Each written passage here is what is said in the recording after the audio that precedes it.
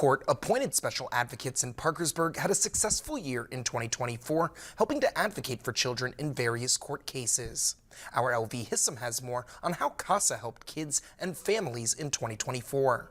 According to the executive director at CASA, Margaret Hoschar, CASA is made up of court-appointed special advocates that represent children once they are removed from their homes due to abuse and neglect. The advocates with CASA act as the voice of the child while the child is out of place and will visit them once a month to ensure their needs are being met. CASA is unique in their own aspect is that we actually see the child once a month. That's where some centers just pop in on them or bring them to the facility for a one-time visit. We see the children monthly. We bond with the children.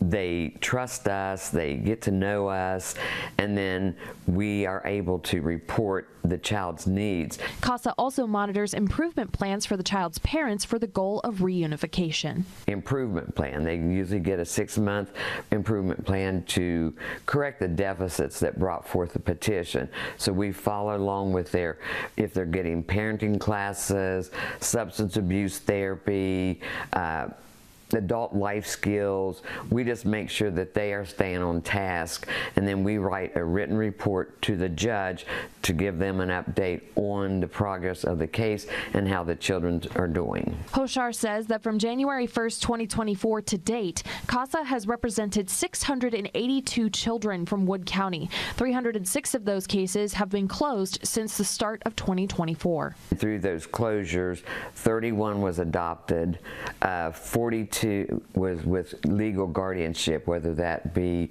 a grandparent, a relative placement, and 243 were reunified with their parents. Hoschar says that 318 of these cases were substance abuse related, where the parent or legal guardian has utilized illegal substances that has hindered their ability to parent. In terms of the kinds of cases that CASA has represented in, Hoschar says that the trends for the types of cases they worked in remained about the same as years previous. I've seen an increase in some sexual abuse cases.